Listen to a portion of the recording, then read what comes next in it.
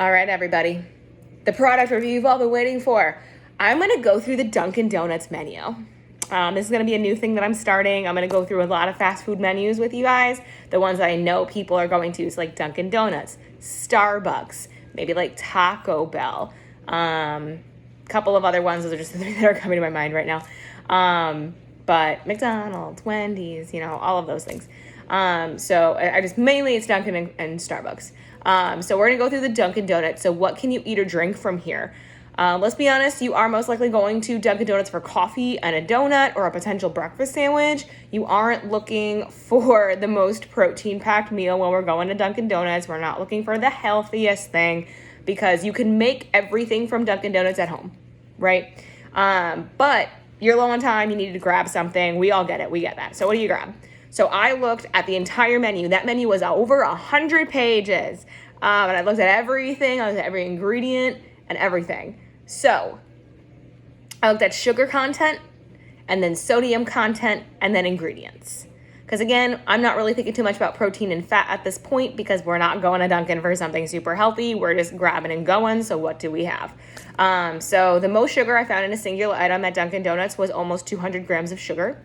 That is more than an entire pint of Ben & Jerry's ice cream, which is pretty high in sugar, but it's still more than that. If you love a medium pumpkin spice latte, or even like one of their newer winter flavors, like the sugar, like the oat milk sugar cookie one, or not the Nutella one, their Biscoff one, their cookie butter one, or like the peppermint mochas, things like that. You're looking at between 30 and 70 grams of sugar for a regular one with cream and sugar and like the flavoring that's added to it. At least the coffee doesn't have a lot of salt, which is good, but the salt eliminates most of your food choices if the ingredients list doesn't. For most of the food at Dunkin' Donuts, you are looking at lengthy ingredients lists with lots of inflammatory oils and fillers and preservatives that do not need to be in there. But it makes the product cheaper and easier for manufacturers.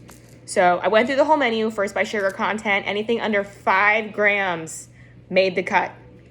So that's going to include sausage biscuit, chicken biscuit, bacon, egg, and cheese on a biscuit, turkey sausage wake-up wrap, turkey sausage sandwich on an English muffin, sourdough breakfast sandwich, sausage, egg, and cheese on an English muffin, sausage, egg, and cheese wake-up wrap, grilled cheese, egg, and cheese wake-up wrap, bacon, egg, and cheese on an English muffin or on a wake-up wrap, all your munchkins, hash browns, the sugar donut, surprisingly, sugar donut, stuffed mini bagels, both kinds, the maple sugar bacon wake-up wrap, egg white and veggie and bacon and cheddar omelet bites, chicken bacon and cheese croissant stuffers, avocado and roasted tomato toast, English muffin, plain croissant, biscuit from the kosher menu. You're going to have the grilled cheese with veggie bacon, veggie sausage wake-up wrap, veggie bacon wake-up wrap, sourdough breakfast sandwich, maple sugar bacon wake-up wrap, egg and cheese on an English muffin or a wake-up wrap. And then next we'll kind of have all the hot teas and all the unsweetened teas. Any type of coffee that's just coffee with any milk or milk alternative with no sugar added or flavorings, including lattes, macchiatos, espresso, cold brew, Americanos, and all those things. And vanilla cream cold brew is on there as well. After that, so from that list, that's just if you're looking at sugar. Now if we're doing sodium, so anything under 500, which is pretty generous. Normally I look for things under 300. But that would have pretty much eliminated basically everything besides like a very few select items.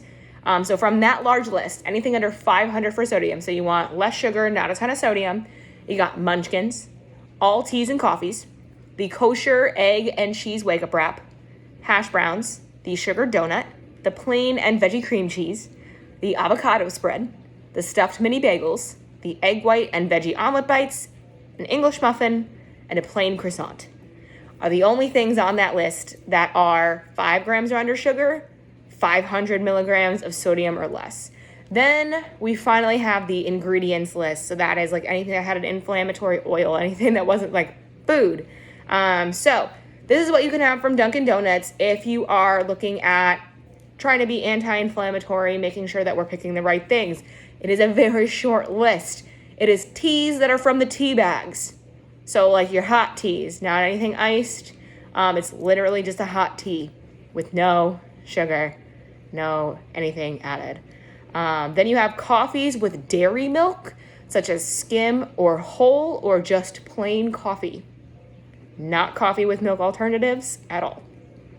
And avocado spread. And that's it. So based on how you're feeling, if you're like, I just really want to make sure I'm not having a ton of sugar, you got a bigger list. If you're like, I want to make sure I'm not having a ton of sugar and not having a ton of salt, you have the second list. And then the ingredients list is basically get the tea, or if you like plain coffee with milk and nothing else, then those are the things. If you want just a cup of avocado spread, great. So yeah, those were my findings on Dunkin. Like I said, it really depends on how extreme you want to go. I don't go to those places. There's too much cross-contamination for me. I do go for teas because that's easy. It's water in a tea bag. It's very safe for me to do with all of my food sensitivities, allergies, and restrictions. So yeah, that's Dunkin' Donuts in a nutshell. If you have any questions on it, feel free to drop a comment.